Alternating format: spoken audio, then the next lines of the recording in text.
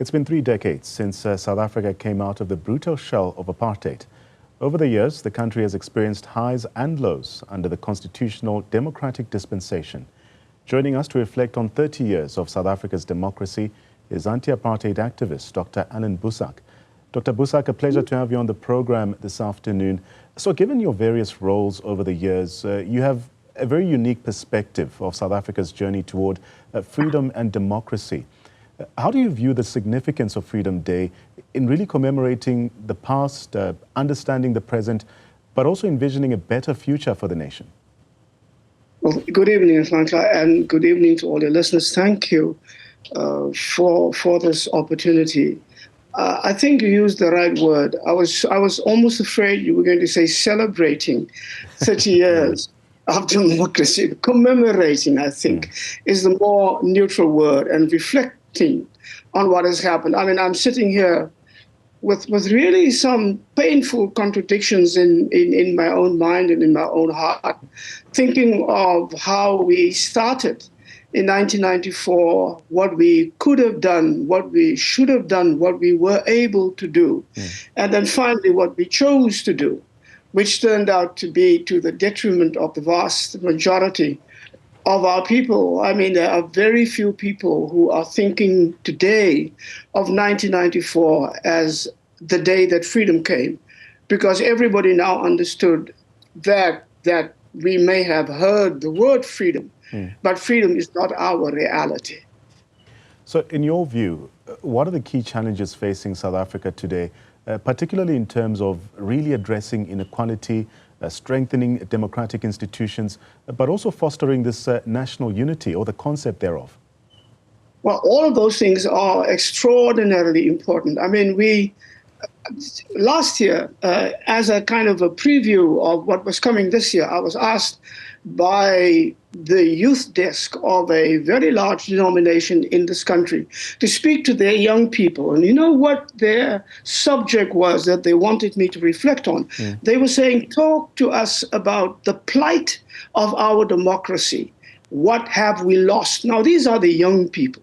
They're not saying what have we gained. They're not saying what is our future in terms of what we have to look forward to as the youth of South Africa. They were not saying celebrate with us the opportunities that we now have that you guys did not have but fought for. They were saying, what is the plight? What have we lost? And many of the things that you mentioned are the things that we lost the opportunity to build a real democracy. Apartheid was no democracy. White people thought it was, and white people claimed it was, but it was not a real democracy.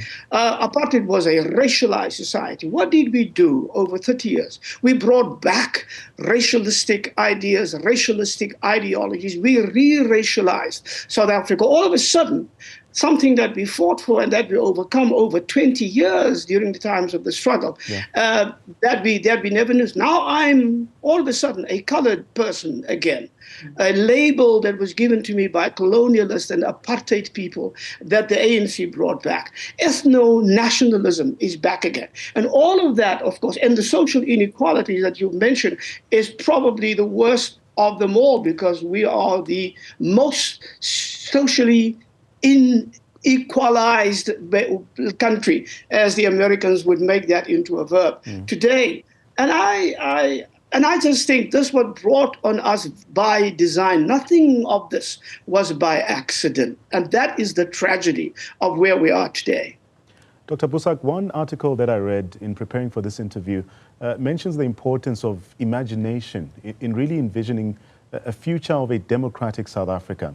So how can ordinary citizens then contribute to this process of, if you will, imagining and shaping the country's future, especially given the current global context of democratic decline and rising authoritarianism? That is true, though. That is everywhere. But I mean, South Africans have to imagine. But you know, we had this once as an ideal of our struggle, as the very heart of our struggle, a truly non-racial, open, democratic, inclusive society. We messed it up, but I do not think South Africans have forgotten about that. Leadership with vision, I do not think that we forgot about that. What I call the politics of decency and integrity and honesty and courage. We had that. We had that living amongst us in our young people and the older people that had joined us in that struggle for so many years. We've lost that, but we have an idea what that is. We also know that we have fashioned it in our struggle. We had all of those things as pillars, as ideals that we refuse to let go of. And so it should not be too hard for us to recall that. One of the things that I think the older generation, like myself, should be doing is to try and make clear to the younger generation that the things that they desire, the things that they deserve, are not outlandish, are not impossible, are not totally out of reach, but we had it in our reach. And the question is, can we be our own inspiration once again? Can we draw from the past? I'm not saying let's overlook the failures of the last 30 years. I'm saying let us look into ourselves, dig into the wells that we ourselves have dug for us. And can we drink from those wells once again? Yeah. And I think that that possibility is there. We just have to say to ourselves that we are determined not to allow the misery and the failures and the suffering and the pain of the last 30 years to be our guiding thinking going forward. And we have to say, is there a way of changing this fundamentally and take back the future that was stolen from us? So time and time again, there'll always be a mention of the importance of finding common ground or really sharing a common understanding of South Africa's history, particularly in addressing extreme inequalities that still persist today. Dr. Boesak, how can South Africans really bridge these divides, but also foster a greater social cohesion? Well,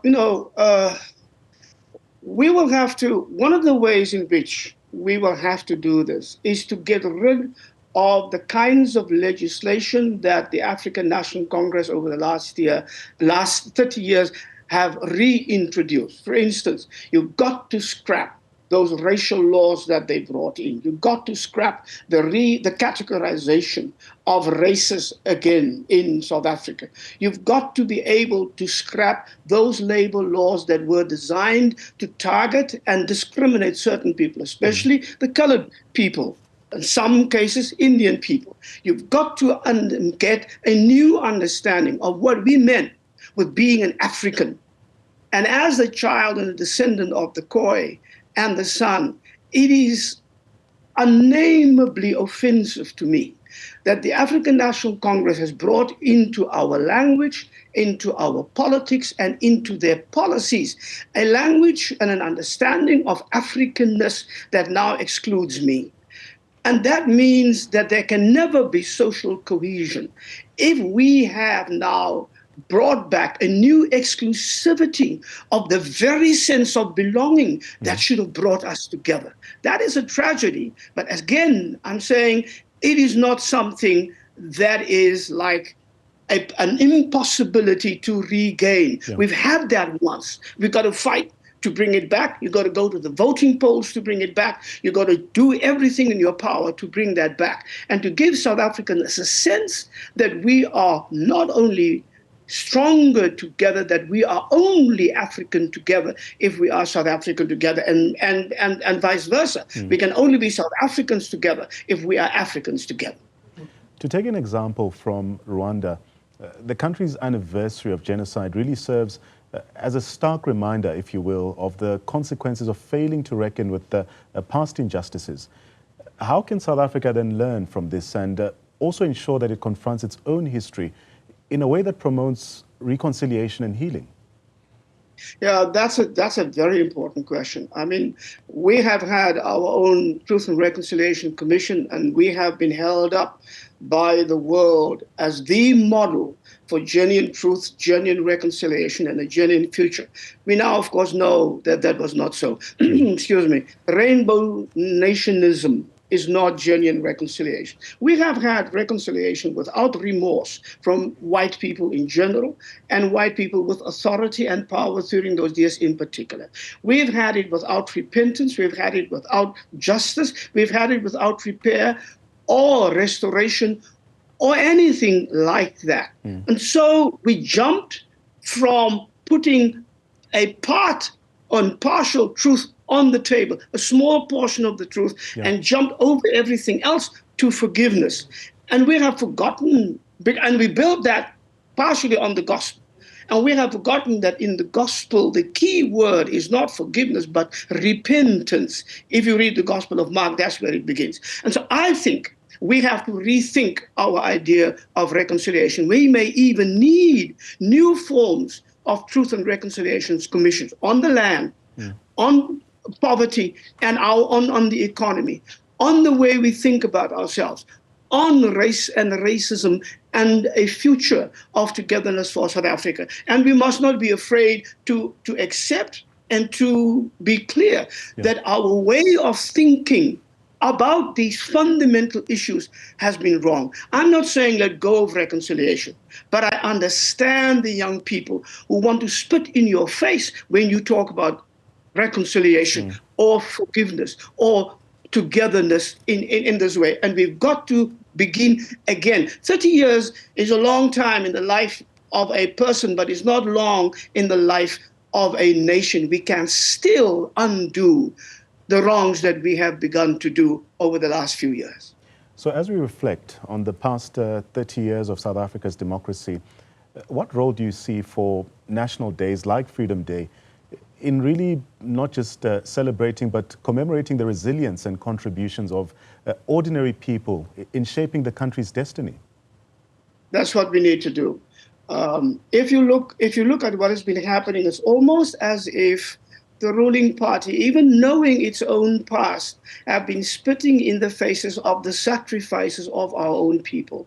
One of the things, Nhlanhla, that I am so angry about when I talk to people across the country about our last 30 years and what has transpired, is I think of the young people whom I was privileged to fight with, even to lead in many, many cases. And I think of the sacrifices that they have made. And I think of the way in which they confronted one of the most vicious governments and regimes on this continent and in history. And I think of the sacrifices that they were willing to make, putting their lives on the line almost every single day. And they did not do it for themselves. There was no guarantee in our day that we could say, don't worry about it, you're making sacrifices today, but by the end of the year, apartheid would be gone. They did it because they believed that they must do something for the next generation, for the younger people coming behind them. And that is when I think of what they were willing to go through, their parents were willing to go through. That makes me so angry about what I see is being squandered today. And it's not spitting in the face of our people and their sacrifices only.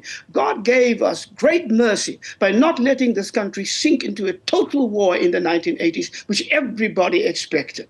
And we took that mercy and we threw it back in God's face. And I think when we think of our past in a day like today, it is much more appropriate to celebrate our sacrifices, the willingness of our people, the ideals that we had, what we were willing to do to make those ideals become a reality, and to celebrate the fact that we can still do it, that we have not completely lost it all. And that is what I call upon, because I think South Africans do have that. We really do have that. Our resilience is not only to go through suffering and just take it all with lots of endurance, but it's also in the fact that we refuse hope to die in our hearts and in our actions. For us, I have a friend who always reminds me, hopelessness is not an option. And that is a flame that no fire can put out, I think. Thank you so much, Dr. Boesak, for sharing your insights on Freedom Day, but also the challenges and opportunities facing South Africa.